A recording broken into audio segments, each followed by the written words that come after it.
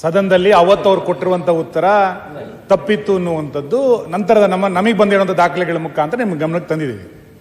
ಇವತ್ತು ಅವ್ರು ಅದನ್ನ ನಾನು ಉದ್ದೇಶಪೂರ್ವಕವಾಗಿ ಅಲ್ಲ ಕೊಟ್ಟಿದ್ದು ಅನ್ನೋದನ್ನು ಕೂಡ ಅವರೇ ಮಾಡಿದ್ದಾರೆ. ಪದೇ ಪದೇ ಗೃಹಲಕ್ಷ್ಮಿ ಯೋಜನೆ ಬಹಳ ಒಳ್ಳೆ ಯೋಜನೆ, ಇದು ನಾವು ಒಪ್ಕೊಂಡು ನಾವೇನಿಲ್ಲ ಅಂತ ನಾನು ಹೇಳಲಿಲ್ಲ.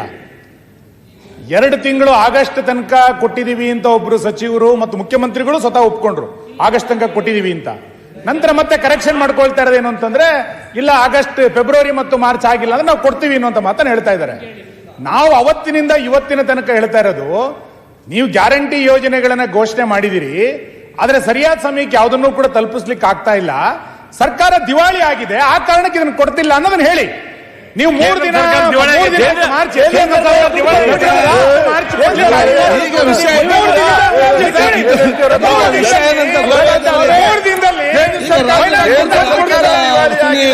ಇದು ಲಾಂಗ್ ಜಂಪ್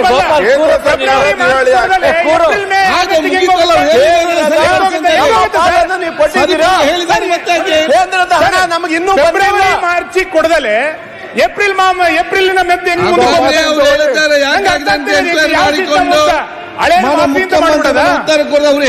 ಒಪ್ಕೊಂಬಿಡಿ ಅಷ್ಟೇ.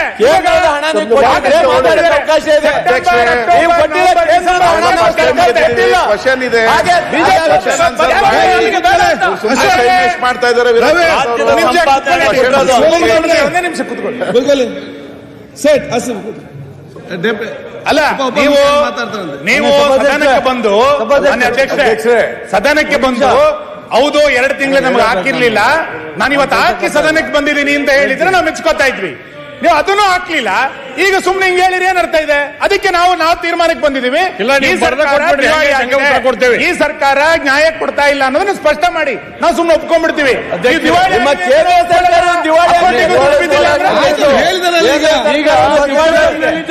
ಒಂದ್ ನಿಮಿಷ ಸರ್, ಸರ್ಕಾರ ದಿವಾಳಿ ಆಗಿದೆಯಾ?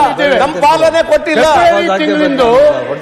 ಇನ್ನೂ ಹಾಕ್ಲಿಲ್ಲ ಅಂತ ಹೇಳಿ ಗೊತ್ತಾಗಿದ್ದು, ಇನ್ನೂ ಹಾಕ್ಲಿಲ್ಲ ಅಂತ ಹೇಳಿ ಗೊತ್ತಾಗಿದ್ದು ನಾವು ಸದನದಲ್ಲಿ ಮಹೇಶ್ ತೆಂಗಿನಕಾಯಿ ಅವರು ರೈಸ್ ಮಾಡೋದ್ರ ಮೇಲೆ.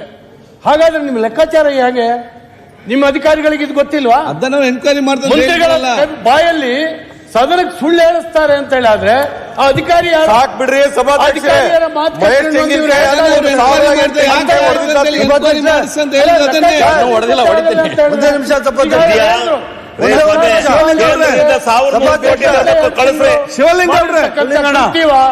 ಇದನ್ನು ಯೋಚನೆ ಮಾಡಿ. ZPTP ಎಲೆಕ್ಷನ್ ಮಾಡ್ತೀರಿ ಶಿವಲಿಂಗೇಗೌಡ್ರೆ. ಒಂದೇ ಒಂದು ನಿಮಿಷ ಅಧ್ಯಕ್ಷರೇ, ಸಭಾಧ್ಯಕ್ಷರೇ, ಒಂದ್ ಸೆಕೆಂಡ್. ಮಾನ್ಯ ಅಧ್ಯಕ್ಷರೇ, ರಾಜ್ಯದ ಬಡವರಿಗೆ ಒಂದೇ ₹1 ಅಣ್ಣ, ಒಂದೇ ನಿಮಿಷ ಅಣ್ಣ, ₹1 ಕೊಡಕ್ಕೆ ಕೆಪಾಸಿಟಿ ಇಲ್ದವರು ಬಿಜೆಪಿ ಅವರು. ಏನೋ 5 ಯೋಜನೆ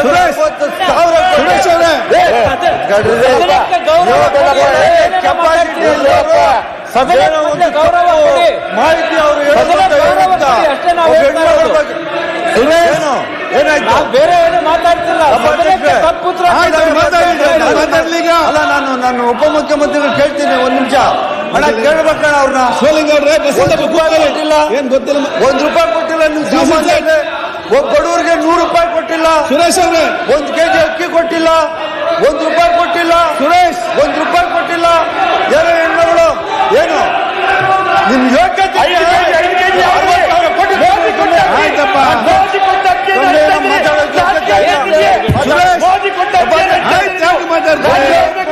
ಮಹಿಳಾ ಮಂತ್ರಿ ಏನೋ ತಪ್ಪಾಯ್ತು, ಅಧಿಕಾರಿಗಳು ತಪ್ಪಾಯ್ತು ಕೊಟ್ಟವ್ರು ಅಂತ ಹೇಳ್ಬಿಟ್ಟು ಆಯ್ತು ವಿಷಾದ ವ್ಯಕ್ತಪಡಿಸ್ಕೊಂಡು ಮಹಿಳಾ ಶಕ್ತಿ ಯಾಕೆ ನೋಡುವ ಅಂತ ಹೇಳಿ ಗೊತ್ತಾಗಿಲ್ಲ ಅಂದ್ರು ಯಾಕೆ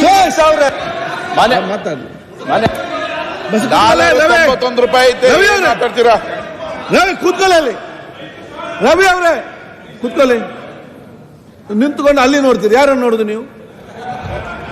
ಅಧ್ಯಕ್ಷರೇ,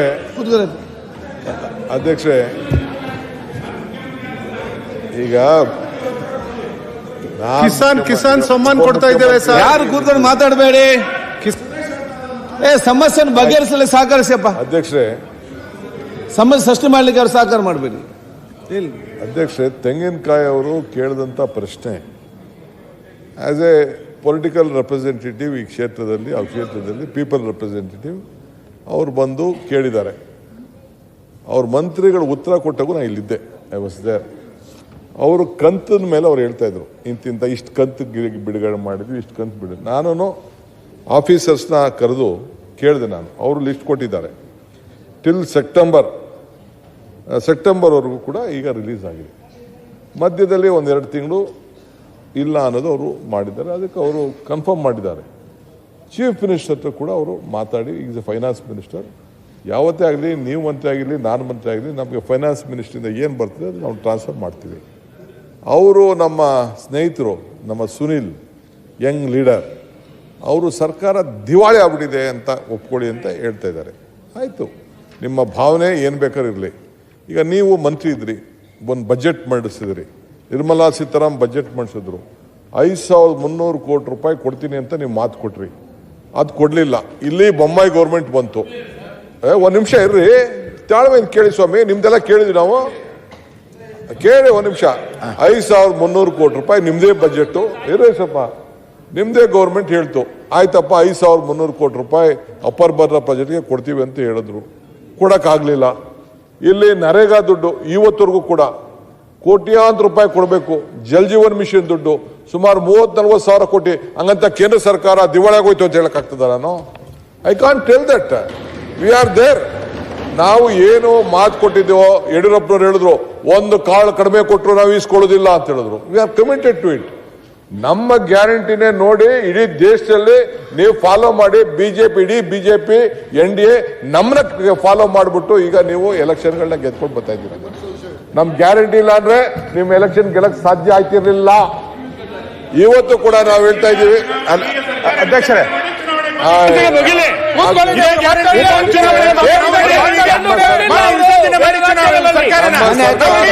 ಗ್ಯಾರಂಟಿ